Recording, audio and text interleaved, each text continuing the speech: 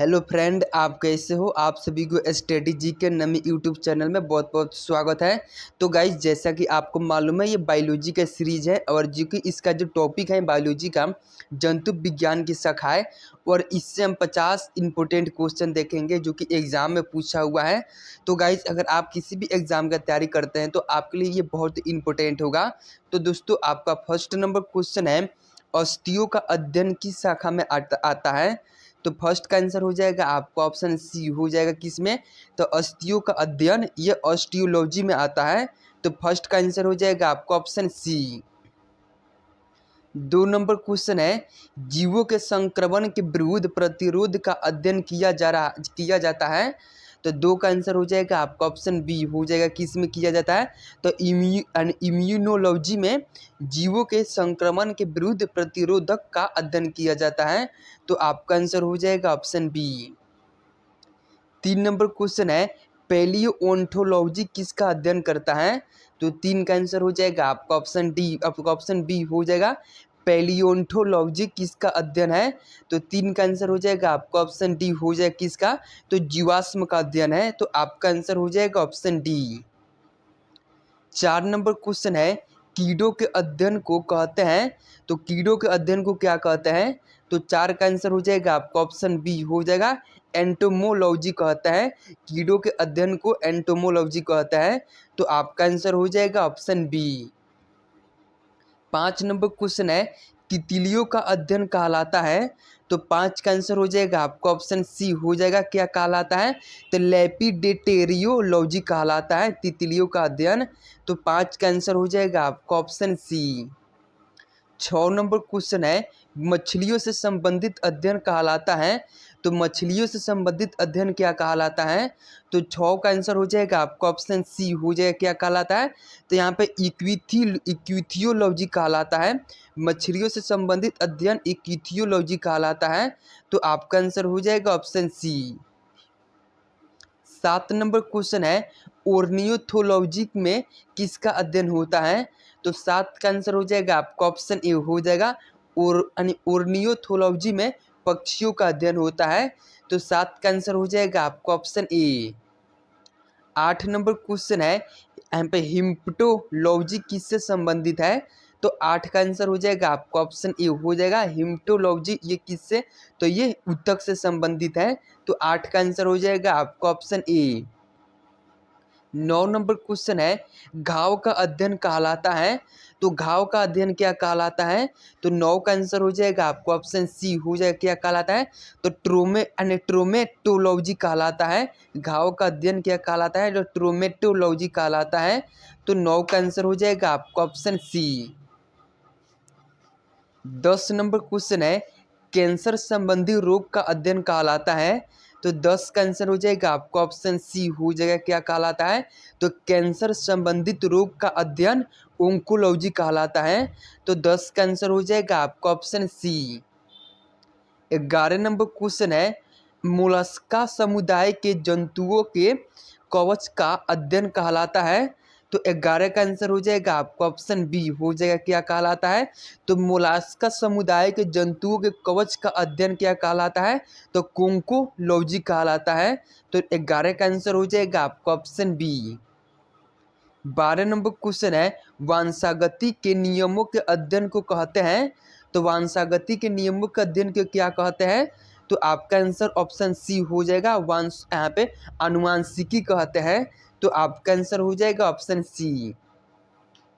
13 number question है, मनुष्य में वातावरण को सुधारने से नस्ल सुधारना कहलाता है। तो 13 का आंसर हो जाएगा आपका ऑप्शन बी हो जाएगा। क्या कहलाता है? तो ये यूथेनिक्स कहलाता है। तो आपका आंसर हो जाएगा ऑप्शन बी। 14 नंबर क्वेश्चन है, नीलिका विहीन ग्रंथियों का अध्ययन करने वाली जंतु विज्ञान की शाखा को कहते हैं। तो 14 का आंसर हो जाएगा आपका ऑप्शन बी हो जाएगा। यहाँ पे नीलिका विहीन ग्रंथियों का अध्ययन करने वाले जंतु विज्ञान की शाखा को क्या कहते हैं। तो इसको क्या कहते हैं। तो एंडोक्राइनोलॉजी कहता है। तो आपका आंसर हो जाएगा ऑप्शन बी। 15 नंबर क्वेश्चन है, उस विज्ञान को जो आनुवंशिकता के नियमों द्वारा मानव जाति के उत्पत्ति का अध्ययन करता है उसे कहते हैं। तो 15 का आंसर हो जाएगा आपको ऑप्शन सी हो जाएगा, उसे क्या कहता है, तो उसे यूजेनिक्स कहते हैं। तो आपका आंसर हो जाएगा ऑप्शन सी। 16 नंबर क्वेश्चन है, कीटों से संबंधित जीव विज्ञान की शाखा कहलाती है। तो कीटों से संबंधित, तो 16 का आंसर हो जाएगा आपका ऑप्शन ए हो जाएगा, क्या कहलाती है, तो यहाँ पे इंटेमोलॉजी कहलाती है। कीटों से संबंधित जीव विज्ञान की शाखा यहाँ पे इंटेमोलॉजी कहलाती है। तो आपका आंसर हो जाएगा ऑप्शन ए। 17 नंबर क्वेश्चन है, मछलियों और उनसे संबंधित उद्योग का अध्ययन कहलाता है। तो 17 का आंसर हो जाएगा आपका ऑप्शन सी हो जाएगा, क्या कहलाता है, तो यहाँ पे इक्विथियोलॉजी कहलाता है। मछलियों और उससे संबंधित उद्योगों का अध्ययन इक्विथियोलॉजी कहलाता है। तो आपका आंसर हो जाएगा ऑप्शन सी। 18 नंबर क्वेश्चन है, जंतु विज्ञान की वह शाखा जिसके अंतर्गत जंतु की बाहरी आक्रांति एवं बाहरी संरचना का अध्ययन किया जाता है वह क्या कहलाता है। तो 18 का आंसर हो जाएगा आपका ऑप्शन सी हो जाएगा, क्या कहलाता है, तो यहाँ पे मॉर्फोलॉजी कहलाता है।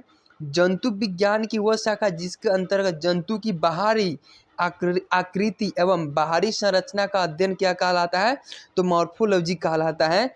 तो 18 का आंसर हो जाएगा आपका ऑप्शन सी। 19 नंबर क्वेश्चन है, जंतु विज्ञान की वह शाखा जिसके अंतर्गत आनुवांशिक लक्षणों और उसकी वंशागति का अध्ययन किया जाता है क्या कहलाता है। तो 19 का आंसर हो जाएगा आपको ऑप्शन डी हो जाएगा, क्या कहलाता है, तो जेनेटिक्स कहलाता है, जो कि आनुवांशिक लक्षणों और उनकी वंशागति का अध्ययन किया जाता है किसमें, तो जेनेटिक्स में। तो आपका आंसर हो जाएगा ऑप्शन डी।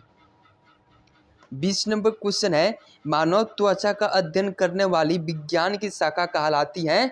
तो 20 का आंसर हो जाएगा आपका ऑप्शन डी हो जाएगा, जो कि यहाँ पे त्वचा का अध्ययन करने वाली विज्ञान की शाखा को क्या कहता है, तो यहाँ पे डर्मेटोलॉजी कहता है। तो आपका आंसर हो जाएगा ऑप्शन डी। 21 नंबर क्वेश्चन है, तितलियों का अध्ययन कहलाता है। तो 21 का आंसर हो जाएगा आपका ऑप्शन सी हो जाएगा, क्या कहलाता है, तो तितलियों का अध्ययन लेपिडेटोरियोलॉजी कहलाता है। तो 21 का आंसर हो जाएगा आपका ऑप्शन सी। 22 नंबर क्वेश्चन है, अस्थियों का अध्ययन किस शाखा में आता है। तो अस्थियों का अध्ययन जो कि ये ऑस्टियोलॉजी में आता है। तो आपका आंसर हो जाएगा ऑप्शन बी। 23 नंबर क्वेश्चन है, मानव त्वचा का अध्ययन करने वाली विज्ञान की शाखा कहलाती है। तो ये क्या कहलाता है, त्वचा का अध्ययन, तो ये डर्मेटोलॉजी कहलाता है। तो 23 का आंसर हो जाएगा आपका ऑप्शन डी। 24 नंबर क्वेश्चन है, एरेनियोलॉजी किसका अध्ययन है। तो 24 का आंसर हो जाएगा आपका ऑप्शन बी हो जाएगा, एरेनियोलॉजी, जो कि ये किसका अध्ययन है, तो ये मकड़ों का अध्ययन है। तो आपका आंसर हो जाएगा ऑप्शन बी। 25 नंबर क्वेश्चन है, पारिस्थितिक विज्ञान इकोलॉजी का किससे संबंध है। तो इकोलॉजी से आपसे पूछा है, तो इसका संबंध किससे है, तो इसका संबंध शारीरिक संरचना और वातावरण से है। तो आपका आंसर हो जाएगा ऑप्शन सी, आपका करेक्ट आंसर हो जाएगा। 26 नंबर क्वेश्चन है, रक्त में एंटीबॉडी एवं एंटीजन के अध्ययन को क्या कहते हैं। तो 26 का आंसर हो जाएगा आपका ऑप्शन सी हो जाएगा, क्या कहता है, तो सीरोलॉजी कहता है, जो कि रक्त में एंटीबॉडी एवं एंटीजन के अध्ययन को सीरोलॉजी कहते हैं। तो 26 का आंसर हो जाएगा आपका ऑप्शन सी। 27 नंबर क्वेश्चन है, जनसंख्या का अध्ययन कहलाता है। तो जनसंख्या का अध्ययन क्या कहलाता है। तो 27 का आंसर हो जाएगा आपका ऑप्शन सी हो जाएगा, डेमोग्राफी कहलाता है। जनसंख्या का अध्ययन डेमोग्राफी कहलाता है। तो आपका आंसर हो जाएगा ऑप्शन सी। 28 नंबर क्वेश्चन है, आनुवांशिकी किससे संबंधित है। तो आपका आंसर हो जाएगा ऑप्शन ए हो जाएगा, आनुवांशिकी, जो कि ये आनुवांशिकता से संबंधित है। तो 28 का आंसर हो जाएगा आपका ऑप्शन ए। 29 नंबर क्वेश्चन है, जेनेटिक्स में किसका अध्ययन किया जाता है। तो आपका आंसर ऑप्शन ए हो जाएगा, जेनेटिक्स में आनुवांशिकता एवं गुणसूत्र का अध्ययन किया जाता है। तो 29 का आंसर हो जाएगा आपका ऑप्शन ए। 30 नंबर क्वेश्चन है, ऑन्कोलॉजी किसका अध्ययन है। तो यहाँ पे ऑन्कोलॉजी किसका अध्ययन है। तो 30 का आंसर हो जाएगा आपका ऑप्शन बी हो जाएगा, किसका, तो कैंसर का अध्ययन है। तो आपका आंसर हो जाएगा ऑप्शन बी। 31 नंबर क्वेश्चन है, जंतु और उसके आसपास के वातावरण संबंधी अध्ययन को कहते हैं। तो जंतु और उसके आसपास के वातावरण संबंधी अध्ययन को क्या कहते हैं? तो आपका आंसर ऑप्शन ए हो जाएगा पारिस्थितिकी कहते हैं। तो आपका आंसर हो जाएगा ऑप्शन ए। 32 नंबर क्वेश्चन है, मांसपेशियों का अध्ययन कहलाता है। तो मांसपेशियों का अध्ययन क्या कहलाता है? तो 32 का आंसर हो जाएगा आपका ऑप्शन बी हो जाएगा, क्या कहलाता है? तो मायोलॉजी कहलाता है। मांसपेशी का अध्ययन को क्या कहते हैं? तो मायोलॉजी। तो 32 का आंसर हो जाएगा आपका ऑप्शन बी। 33 नंबर क्वेश्चन है, जनसंख्या का अध्ययन कहलाता है। तो जनसंख्या का अध्ययन क्या कहलाता है? तो डेमोग्राफी कहलाता है। तो 33 का आंसर हो जाएगा आपका ऑप्शन डी। 34 नंबर क्वेश्चन है, मधुमक्खियों का पालन करना कहलाता है। तो मधुमक्खियों का पालन क्या कहलाता है? तो 34 का आंसर हो जाएगा आपका ऑप्शन ए हो जाएगा यहाँ पे एपीकल्चर। मधुमक्खियों का पालन क्या कहलाता है? तो एपीकल्चर कहलाता है। तो आपका आंसर हो जाएगा ऑप्शन ए। 35 नंबर क्वेश्चन है, रेशम पालन कहलाता है। तो रेशम पालन क्या कहलाता है? तो ये सेरीकल्चर कहलाता है। तो आपका आंसर हो जाएगा ऑप्शन बी। 36 नंबर क्वेश्चन है, ऊतकों की रचना के अध्ययन से संबंधित विज्ञान कहलाता है। तो 36 का आंसर हो जाएगा आपको ऑप्शन सी हो जाएगा, क्या कहलाता है?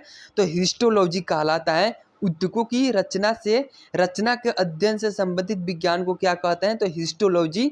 तो आपका आंसर हो जाएगा ऑप्शन सी। 37 नंबर क्वेश्चन है, विज्ञान की शाखा न्यूरोलॉजी से कौन सा अंग का अध्ययन किया जाता है?